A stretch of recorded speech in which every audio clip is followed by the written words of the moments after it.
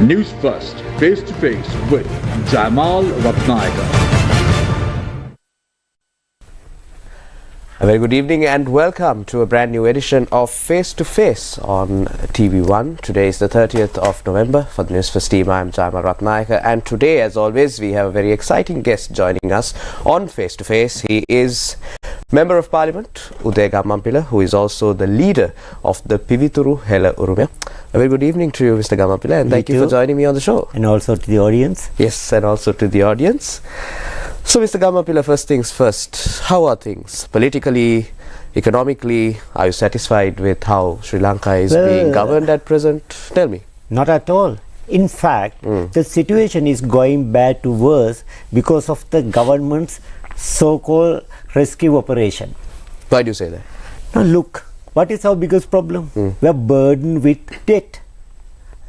Now, forget a nation, just imagine a person. If you are burdened with debt, if you are even right now, if you have declared bankruptcy because you have no capacity to pay your loans, what would you do? Would you increase your expenditure or minimize your expenditure? Naturally, anybody would try to minimize as much as possible their expenditures. But in Sri Lankan government, if you look at this budget, firstly, government stopped payment of the loans. So we had some money, and we obtained another set of loans, one from the well-known IMF facility, then ADB, World Bank, so many other loans, and now we are spending more borrowed funds to finance our imports. Money that we don't have. Exactly. Or the worst crime is we are borrowing future income. So we are borrowing and spending, and we are spend our life. Hey, we are cheering up. Hey, we have bounced back. We are enjoying our previous life. At what expense? We expect the next generation to pay our loans with interest. So, Jamal, we are not the first nation who faced this crisis. Right. Our neighbor India faced the very same crisis in 1991. Okay. UK in 1980. Argentina 1983. Then Greece 2009. Russia 1998. So most of these nations, firstly, they liberalize the government. That of course this government does. Although we are against the government, whatever the little thing they do correctly, we should appreciate. So minimizing the government is something that any government should do. Right. Liberalization, that part of course they have touched. But UK, Russia, IMF, all went to IMF. Yes. And but they took measures to make the domestic economy stronger. More production, firstly. Secondly, promotion the local product among the local community. You may have heard that India in 1991 launched a campaign called Buy Indian, Be Indian. Right. If you are a true Indian, you should consume Indian products. Right. But we are now in the we are almost in the second year or third year in the crisis. Right. Have you ever heard from any government politician that we should produce as much as possible locally or purchase locally produced product and support the country? Right. Now see, if you look at the IMF agreement, IMF agreement has given time for Sri Lankan government to relax import restriction 4 years. Right. But our government did it within 4 months. Right. Agreement has given, or rather IMF has given the government 4 years to relax import restriction because at the infantry stage, our local producers need some kind of a protection, like any infant. Parental care is needed. Yes. But that's why IMF expected our government to gradually relax the import restrictions. But government has relaxed every single restriction exhibit vehicle and very proud about it. Right. Right? We can be proud if we are to spend what we earn, but we should be scared to spend what we borrow. That is the problem. So in essence, situation is going bad to worse. 2024 would be worse than 2023 and very near future. Take my word, this will be in record.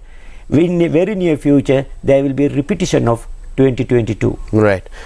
You mentioned Sri Lanka's bankruptcy. You mentioned how poorly we are performing as an economy, as a country, as a whole, in any sort of industry. But let's roll back the years to not so long ago, to November 2019, when former President Gotabaya Rajapaksa rose to power. You were an instrumental figure who led that drive for Gotabaya Rajapaksa to ascend to presidency. The Pivituru Hela Urumaya was part of the larger alliance led by the SLPP that brought Gotabaya Rajapaksa into power. And then you were the Minister of Energy when this crisis started to occur, during the onset of this crisis, and then you were removed. The SLPP's General Secretary, Sagara Karyavasam, came forth and said that you were trying to disrepute the government by hiking fuel prices back then.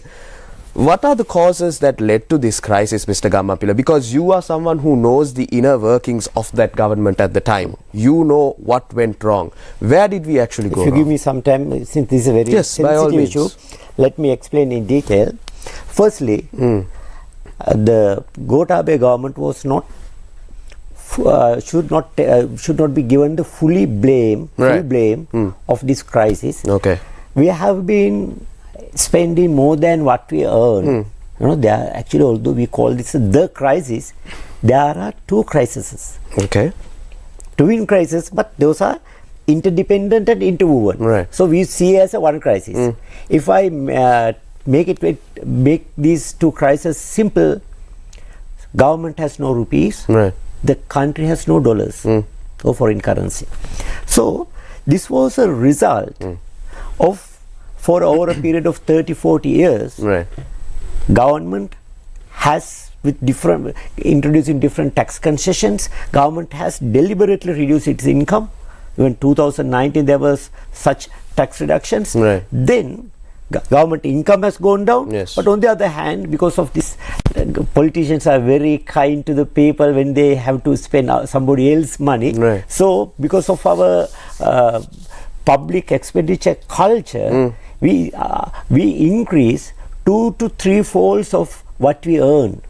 So that because of that, there was a rupee crisis. That's for one the government. crisis. Then if you look at our balance of payment or international situation, where our export income is in the range of $10 to $12 billion, and our import expenditure is in the range of $20 to $22 billion. So there is a gap of around $10 billion. So we had to borrow money to finance this gap, early stage. Thereafter, when we had to repay our loans, we don't have incomes. Look, even we are still borrowing to bridge the gap. So now we have to repay the loans as well. So we had to borrow funds to repay the loans. So this spiral impact got a kind of a block in 2020, because from 2012, rating agencies began to downgrade Sri Lanka. It came to the worst situation in 2020 with the COVID crisis. Then Sri Lankan government didn't have any capacity to borrow, because lenders knew very well that Sri Lankan government has no capacity to pay back. Then government failed to repay the loans. In governments struggled and attempted to somehow repay their loans and be solvent until April 2022. As a result, when you spend your limited foreign currency to pay your repayment of loans, then government did not have enough foreign currency to make their essential imports, such as petroleum products, petroleum fuel, then coal, gas, medicine. So government did not have, although I was the energy minister, I'm selling petroleum products in rupee terms. When you go to pump fuel, you can't pay in dollars, so you pay in rupees. So we had rupees with us, but we didn't have dollars in the forex market to purchase and pay our suppliers. Then when we keep failing to make the payment to suppliers, no supplier would supply fuel. You may recall in late 2021, there were ships Yes. arriving to our shore, but they are not going to Anchored off the port, but weren't able to because we have unload. not opened our LCs. Right. And then early 2022, no international reputed bank, Right. came forward to endorse Sri Lankan LCs or honor Sri Lankan LCs because then they had realized that Sri Lanka in the verge of being bankrupt. Right. So then, when we have no enough foreign currency to purchase petroleum products, what should we do? We should manage demand and supply. Right. Right? For demand management, I suggested we should increase the prices. Right. Then people will use the product economically. Then because of the affordability, demand will naturally come down. So I propose increase of prices. That's what you just remain. So, I convinced the cabinet. I convinced the energy management subcommittee chaired by the Prime Minister. And it was also a collective decision made by the cost of living committee at that time. Then in the end, I got the nod of the cost of living committee chaired by the president. But at the committee I said, we must do this to manage the demand. Otherwise, there will be shortage of fuel supply. Right. Therefore, I will take the blame. I will go forward and explain the nation why we do this. And I held a media briefing and explained this in detail. We have no choice but to increase fuel prices. Otherwise, there will be a greater fuel crisis. queues. Yeah. Right. Then I expected the opposition to come against me, with jump with guns. But our own General Secretary, SLPP General Secretary, criticized me for increasing the prices, which was not my personal decision, a government decision. Right?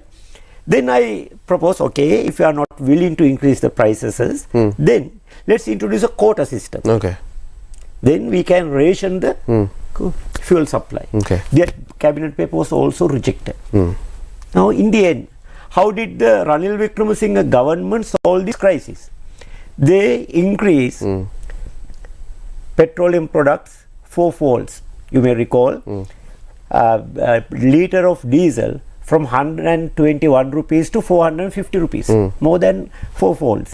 Then introduction of a quota system, 20 liters for a car, 5 liters for a three-wheeler, 3 liters for motorcycles, so on and so forth. So in the end, they solve the crisis using the two instruments recommended by me. Unfortunately, then Finance Minister and the Cabinet did not allow me to do that. Fortunately, present President realized that this is the way of solving the problem. So, if they listen to me, in 2021, actually I warned about this crisis as early as October 22 at the Cabinet. Right. So, since Cabinet did not listen, I will make this very short. Since Cabinet did not listen, I explained the crisis and forewarned that we should reschedule our loans, we should rush to IMF. Thirdly, I recommended to restrict importation of non-essential goods to save the limited foreign currency for essential goods such as medicine and fuel. Right? So, you may recall, I held media briefing and said this. Then government said, I am trying to embarrass the government. Right. And since government doesn't listen, on 2nd of March, we launch a booklet explaining the forthcoming crisis and the solution. If you can find my speech in YouTube, it was telecasted by every single channel, including yours. I warned, unless you implement these measures immediately, people will come to streets and attack government MPs. What was the date? You can check it on the YouTube. 2nd of March 2022. Exactly after 2 months and 1 week, that nightmare became a reality. Unfortunately, it became a reality. So, this is a crisis we saw well in advance. We warned the government. When government did not listen to us, we came out and explained the problem to become and the solution. Unfortunately, without implementing the solution, government decided to get rid of us. So, as a result, entire nation had to suffer. Lot of people have to die in queues, in riots. So, That is the reason. So let's be candid, Mr. Gammanpila, and discuss further into this topic, because the issues in Sri Lanka are all for there to see. They are exposed now. We are bankrupt, and we are still cautiously optimistic of coming out of this crisis. It's maybe so, but Sri Lankans are mostly a glass half full kind of people, so they are cautiously optimistic. But let's go into the nitty-gritty of this, because you oversaw the Ministry of Energy when that crisis happened, and you said despite your best efforts, those were rejected. I said queues will be there. Yes. People will face hardship. There will be shortage. Yes. I forewarn, because unless government take the corrective measures, Yes. you can't avoid this crisis. Yes. Since government doesn't listen to me, as a responsible politician, because I was elected by the people, Yes. so my ultimate answer, I am answerable to the people ultimately. So I had to come out and say there is a problem forthcoming. There is a solution recommended. Right. Government stubbornly doesn't listen to us and doesn't implement the solution. So you will have to face these consequences. Right. So we are having this conversation against the backdrop where the Supreme Court has delivered a landmark judgment about those who are responsible for the economic mismanagement. It says that they ought to have done more to ensure that the economy did not collapse. So you say that the government did not allow you, but be honest with me. Who was truly behind all of this? Do you felt like a scapegoat when you went forward and you had to announce the price hikes, and then the General Secretary of the main party, the SLPP, comes forth and says that you are trying to bring disrepute to the government? Tell me, who are the people that pulled your leg? Jamal, now what I said is not, I am not exposing the secrets. Right.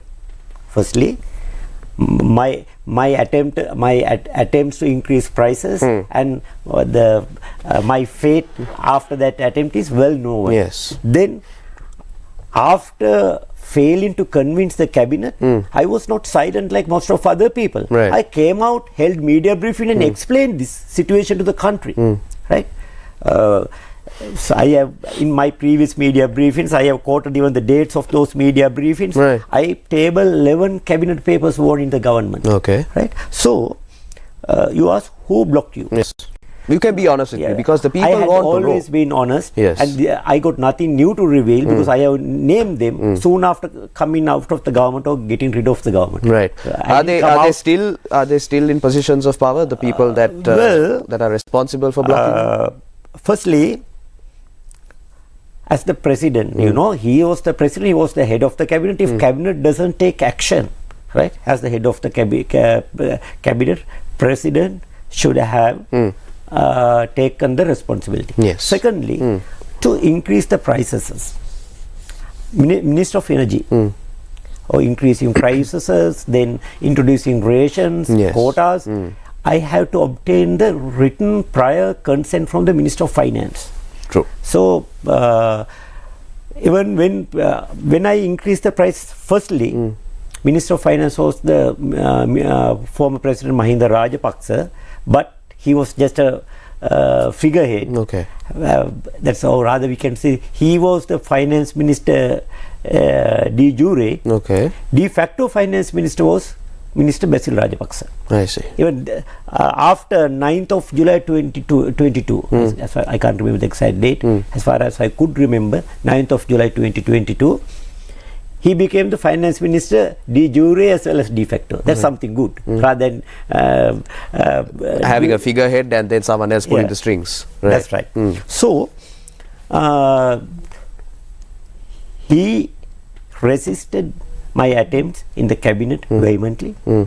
Then in certain cases, I can well remember that ministers such as Vimal Veeravansa, Vasudeva Nanayakar, Dallas Alahapperuma, Ramesh Patirana, Ali Sabri supported me in certain instances. Right. Most of them were silent. They maintained dead silence. That is our cabinet culture. Right. Right? I must expose this. You know, leaders love to have yes men, signal post in their cabinets. Rubber stamps, just to approve. cabinet is a discussion forum. So signal post or yes man are the real terms, I would say, right? Now President expect Constitutional Council to be a rubber stamp. Yes. But in these cases, they expect, we have to take decisions with the President. But unfortunately, leaders expect the cabinet members to. Cabinet, why there is a cabinet? To make the decisions collectively. So if you have to say yes to every single proposal brought to the cabinet, there is no need of the cabinet meeting as such. But unfortunately, leaders, not only present leaders, most of our leaders didn't tolerate the criticism, dissident opinions.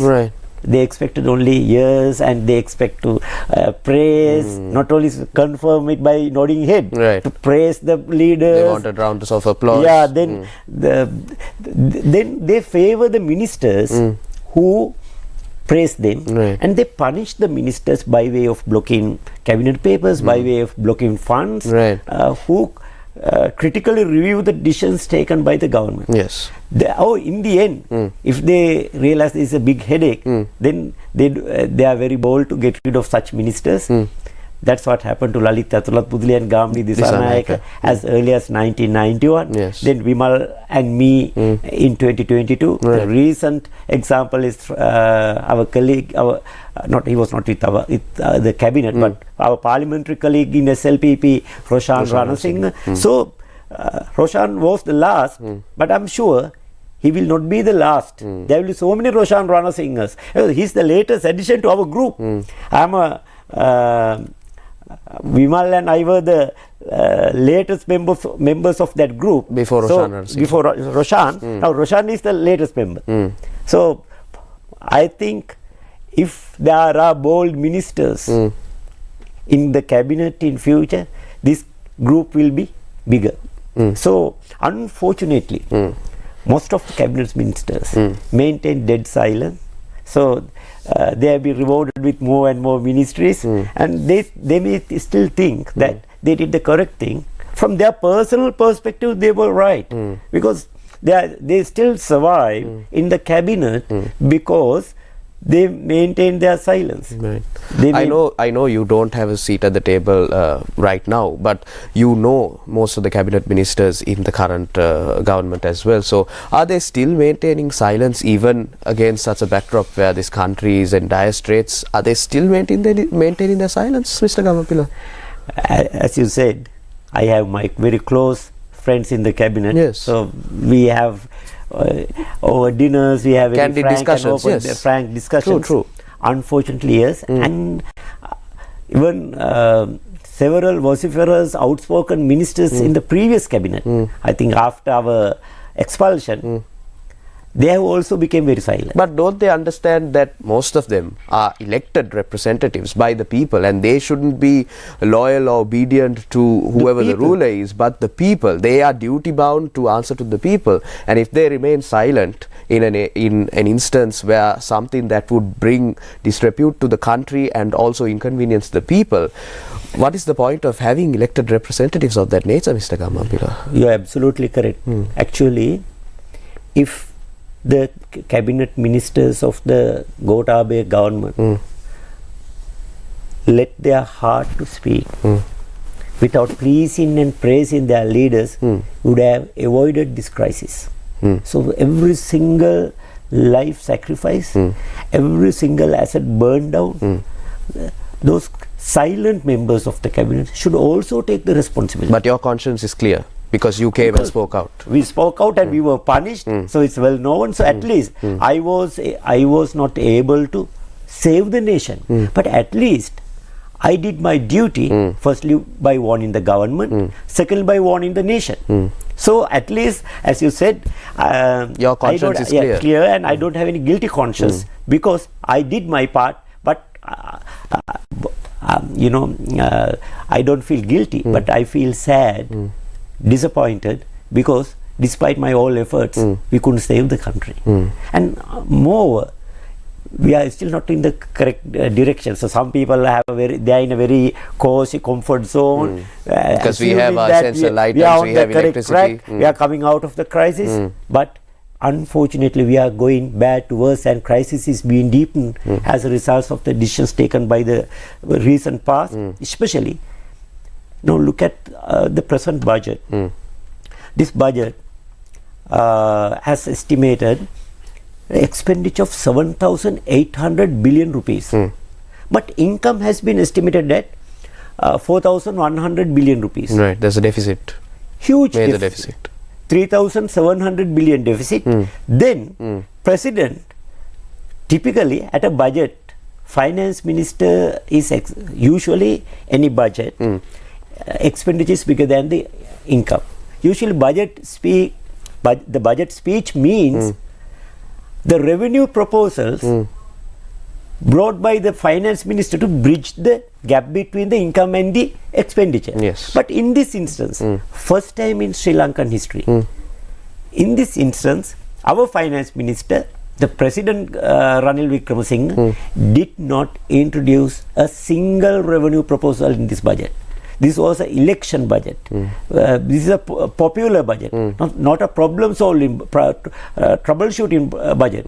So, because of his proposals, this gap further widened by another 200 billion now, and now it is at 3,900 billion.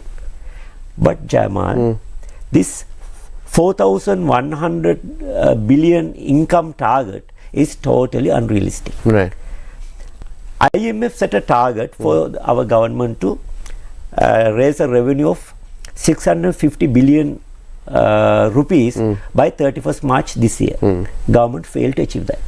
Then they set another target, 1,300 billion rupees of revenue by 30th June. Right. Government failed to achieve that target as well. Having that, so then government's this year target is 2,500 billion rupees. Yes. And government is now, we are on the last day of the 11th month. So government is still struggling to achieve this target of 2,500 billion. If the government has no capacity to raise that much, 2,500 billion, how can the government raise 4,100 billion in 2024? Right. More than 55% increase. Now Jayamal, next year not going to be easy. Right. Now when the government, how does the government going to raise these funds? Right. Firstly, doubling the import taxes. Now in order to double the import taxes, government should raise three options. Government should raise existing taxes. No, it has not been done. Introduction of new import taxes. It was not done. Third option is we don't increase taxes, but our import value would increase. As a result, import tax income would also increase. Right. But that is not the trend. Let me quote this figure. Okay. We are unfortunately constricted for time, but I'll finish with this. Yes. By 30th September 2022, our import expenditure was 14 billion rupees. By the corresponding day, import expenditure was 12.3 billion US dollars. It means imports are going down. So this revenue is totally unrealistic. Right. Thank you very much, Mr. Udaya Gammanpila, Member of Parliament and the leader of the Pivithuru Hello Urume, for joining me on Face to Face this evening for a very engaging and very honest conversation. I must say I very much enjoyed conversing with you on all things Sri Lanka is facing at present. Thank you very much for coming. Unfortunately, that's all the time we have for tonight. Thank you very much for joining in. Take care and good night.